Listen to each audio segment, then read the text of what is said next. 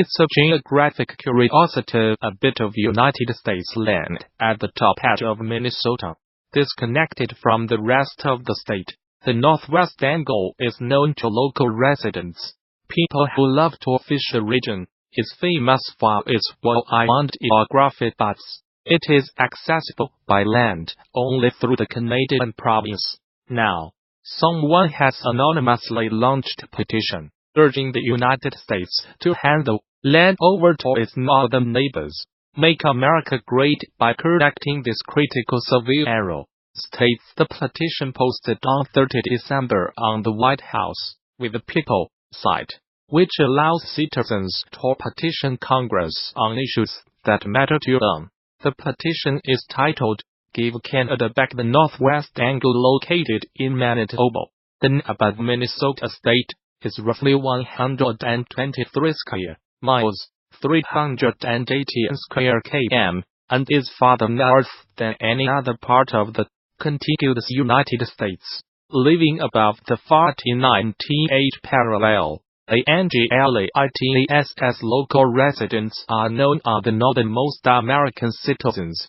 Barring Alaskans, it can be reached by driving through Canada or by boat across the Lake of the Woods. The protrusion of land is due to a historic mapping mistake.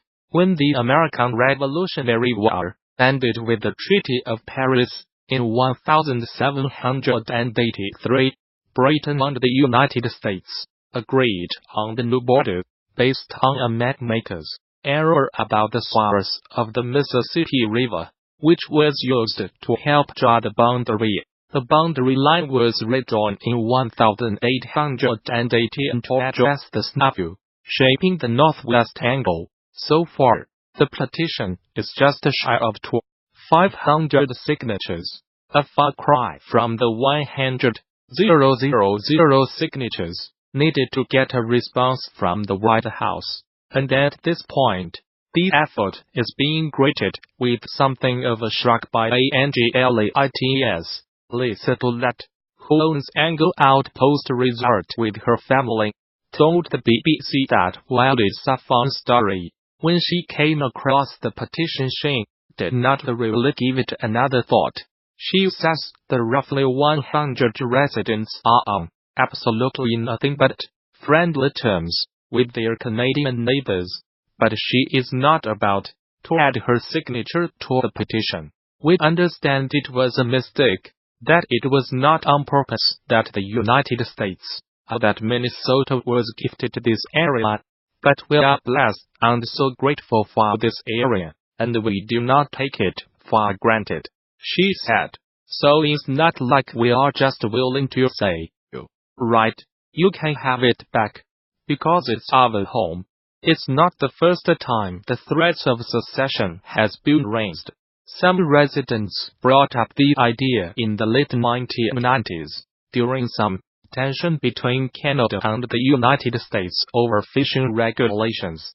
Though the two countries eventually came to an agreement, Miss Goulet is happy her remote corner of the world is getting some attention and says she is proud to hail from the northwest angle. She calls it a conversation starter.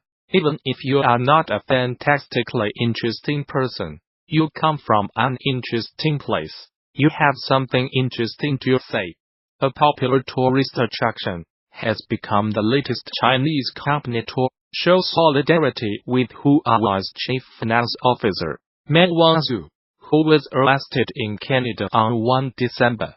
Shannon Mountain Scenic Park in eastern Hainan province said it would waive the $9.65 ticket fee for anyone carrying a Huawei phone. Miss Meng, who was given bail in Canada, faces extradition to the United States on charges of breaking Iran sanctions. Her case has upped tensions with China. Use Huawei phones, shoot grand photos on the mountain. A notice on the Shannon Park's social media account said, "We wish friends around the world who support Huawei's success and bliss." The offer would last until 29 December, the South China Morning Post reported, but it was met with some criticism. among China's social media users, who claimed it was discriminatory. Huawei phone owners are being offered other enticements too. They can get a 20% discount at a border in Beijing. Seen in Beijing, bring a Huawei phone and get 20% off. Similar to this story we covered yesterday, https://QQXL19YPQLPIC. Twitter.com Sokolov. End of Twitter post by @LuOceanG. At least one firm has threatened to penalize anyone buying Apple products. A few days ago, Manpad Shenzhen-based LED display manufacturer offered subsidies to any employees buying Huawei phones. It also pledged to fine anyone who bought an Apple iPhone. United States prosecutors allege Ms. Man 46 used the Huawei subsidiary called Skycom to evade sanctions on Iran between 2009 and 2014. They also allege she publicly misrepresented Skycom as being a separate company from Huawei, and that she deceived banks about the true relationship between the two companies. Ms. Man, who is the daughter of Huawei's founder, has denied any wrongdoing and said she will contest the allegations. Life of Huawei's high-flying errors. The United States has been investigating the Chinese telecoms giant, the world's second-largest smartphone maker, since 2016, believing that it used Skycom to bring United States manufacturing equipment and millions of dollars in transactions to Iran in violation of sanctions. Ms. Man's detention comes amid an increasingly acrimonious trade dispute between Washington and Beijing. China is angry at her detention, saying she has not violated any laws. Beijing has threatened severe consequences unless Canada releases the executive. Since her arrest, 2 Canadians, a former diplomat and a businessman, have been detained in China on suspicion of harming national security.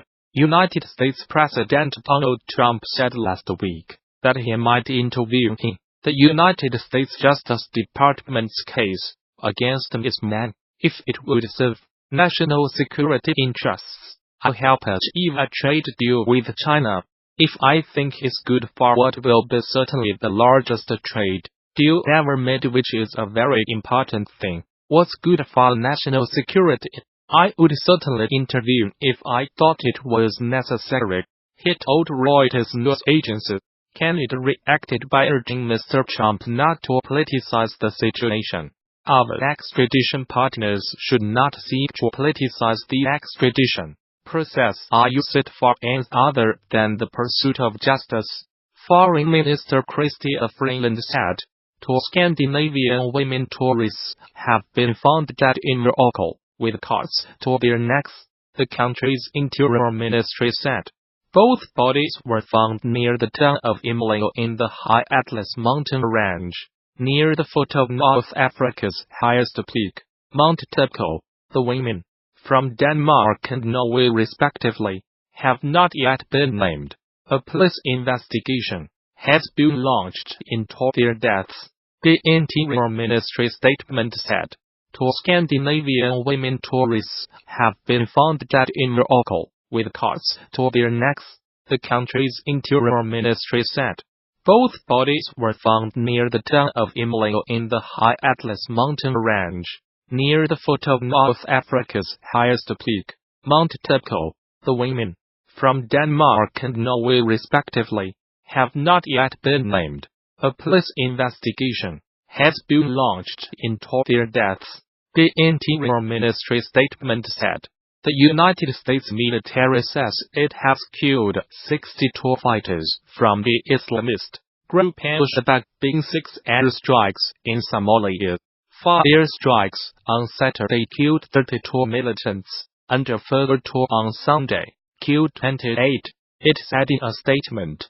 This were the deadliest air attacks in Somalia since November 2017, when the United States said it had killed 100 militants. Somalia has seen a sharp increase in the number of airstrikes and casualties since President Donald Trump took office in the United States in January 2017. A tally by the Bureau of Investigative Journalism reveals that at least 400 people have been killed in airstrikes since the beginning of 2017, far more than the previous 10 years combined. The latest strikes bring to at least 40 the number carried out in Somalia so far this year, compared with 35 recorded in 2017. The United States has a huge military base in neighboring Djibouti, from where it launches attacks on the militants. Mr. Trump gave the United States military greater authority in March 2017 to attack militants in Somalia. Traditionally, United States presidents have been wary of intervening in Somalia since ATN Special Forces soldiers died fighting militias in the capital Mogadishu in 1993.